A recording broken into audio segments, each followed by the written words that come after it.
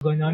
Pero hindi ko pinapansin. Sige, I mean, Saan ka nagsisimula tumakbo nun? Sa may neighborhood niyo? Saan banda? Sa may Makati, tumatakbo ako dyan. Anong streets ang tinatakbo mo? Sa Forbes dyan, then minsan sa Ayala. Sa may Ayala, dun sa business district, tumatakbo ko na, no? Oo, yes, tumatakbo ako dyan. Then, minsan nga pag may dumadaan mga jeep o mga taxi, nakakantsawan ka. Kinakantsawan ako sa may bandang Bonifacio dati. The Bonifacio area, army place pa dati yan. Kinakantsaw ako. Pero hindi ko pinapansin. Bonifacio, mga sundalo. Siguro fit na fit sila, no? Talagang kakantsawan ka nga. Pero then I started losing weight already. So, now, to give an idea, I weigh 128 pounds. So I've lost close to about 90 pounds already from then on. And, kumbaga, I think mini-measure mo di ba? Ano po, nire-record mo ilang 1,000 kilometers na naitakbo mo, ilang marathons, ilang races na. I think kabisado mo, di ba? Yeah, like I said, I've run 82,000 kilometers ang already accumulated. Ang ginagawa ko habang tumatakbo ko, nung nag-umpisa ako, sinusulat ko I've run 5 kilometers today, 10 kilometers. This is since I started 1981. Then ina-add ko. Then like I said, I've accumulated about 82,000 kilometers. I've also run about 6 marathons already, and I've run roughly about 220 kilometer race, 10K race, 30K race together already. Ano yung marathons mo? Saan marathons mo natumakbo? Well, I've joined, like I said, the Vancouver International. That is the most memorable sa akin. Bakit naman? Because that was my first marathon. 1983, that was my first marathon. Nung tinapos ko yan, umiyak talaga ako. Tuwang-tuwa ako. Sabi ko, hindi ko akalain na I could ever finish a marathon. Ano weight mo nun? Kung 80 something yan, di mabigat ka pa nun. I was still a bit heavy. I was about 150 around that. But I've already lost about 7 years, a lot already. Bago ka nakatapos ng marathon. Yes. Then I've joined a few here. Of course, the Condura Marathon, the Philippine Marathon. And the last one I have joined is just recently, the Quezon City Marathon, which is last December.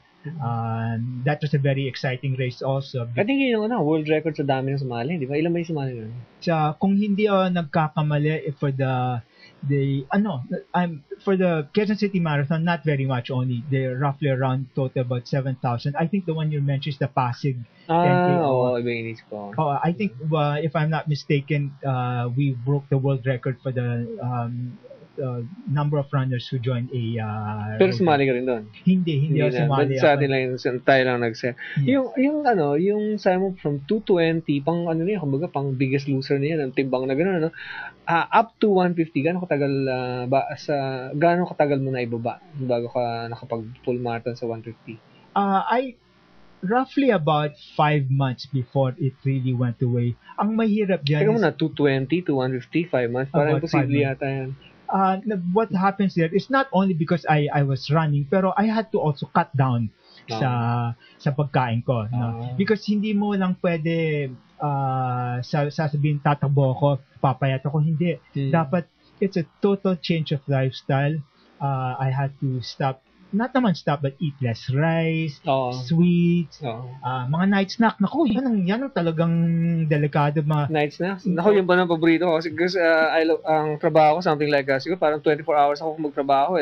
May mga rush ako yung susulat, gano'n. So wala akong tulugan. Kaya lang kain ako ng kain sa gabi. yan ang deadly. Mga after mag-dinner ka, dapat after mag-dinner ka, huwag ka nang kumain. Magtubig ka na because ang mga even ako dati I would eat pa mga sandwich, cake bago matulog. Yun ang mga delikado.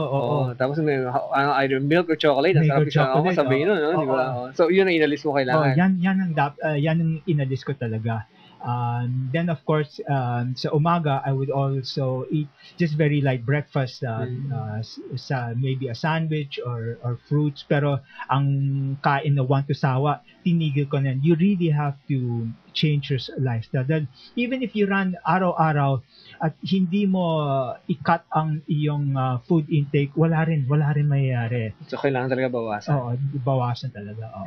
Ang bilis ng oras natin. So, actually, yun na yung show natin. Ang oras na eh. Pero, siguro, bibigyan pa kita ng chance na, siguro, invite ang public na, not just to join the Honduras Skyway Marathon, but to also run and adopt a healthy lifestyle. Yes.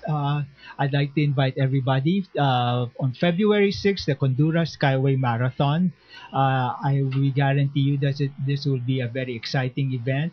We'll make sure that each runner is safe and they will have a very good time. I'd also like to say is you have to really make running a way of life if you want to live longer for your family and for, of course, like I said, your loved ones. And pagdating ng race mo sa Antipolo, please let me know. Susuportahin ka namin. Oo, sige, invite kita. Okay, salamat. Baka patatakbuhin din kita. Yes, thank you. Sige. Okay, thank you very much, Patrick Concepcion. Yun na po ang kabuuan ng ating programa ng MBC Sports Center ngayong gabi. Sa ngalan ng kaibigan ko, si Chris Capulso at ang mga kasama natin dito sa studio, ito po si Roel Vidal. Magandang gabi. Thank you. Thank you.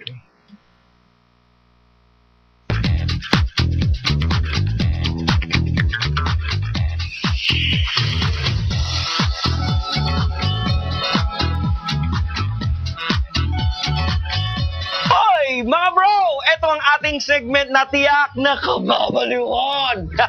Kaaliwan at magbibigay sa inyo ng ligaya sa buhay. Kung baga, kayo'y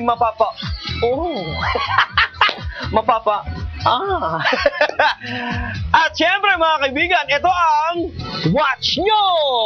Magbibigay ako sa inyo ng mga latest na nangyayari sa loob at labas ng ating bansa.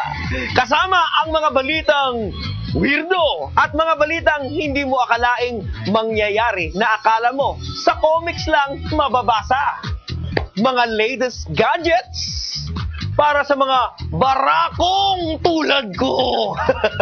At kung ano-ano pang mga happenings sa bawat kanto. Kaya't bilang unang pasabog ko sa inyo, ating tunghayan ang isang babaeng mahigit 100 oras gumiling para lamang makatawag pansin. Oh my gosh!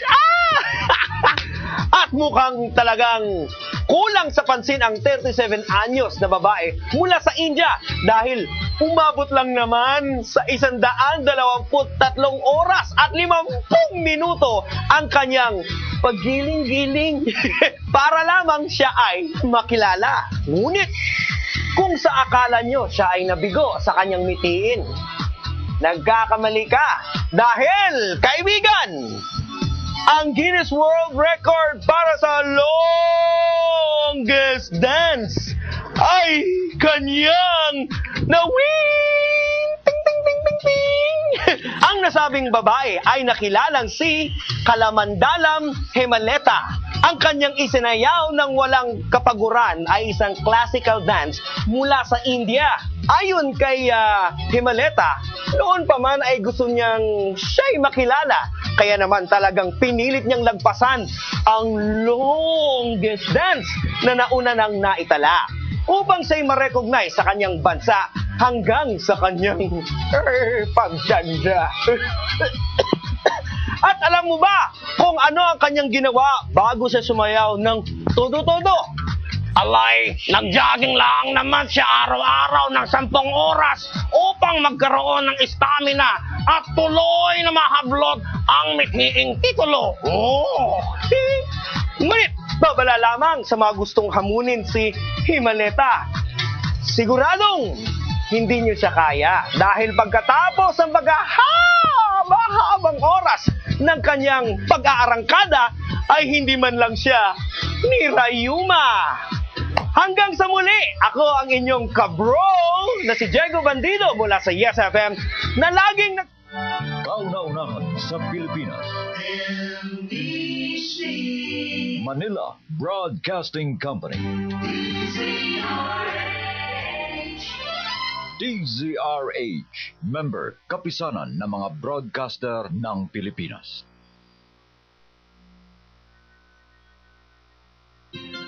An ounce of prevention is better than a pound of cure. Kaya para sure, atin nang pakinggan ang palatuntunang pangkalusugan. Narito ang programang Lunas. Ang programang ito ay hatid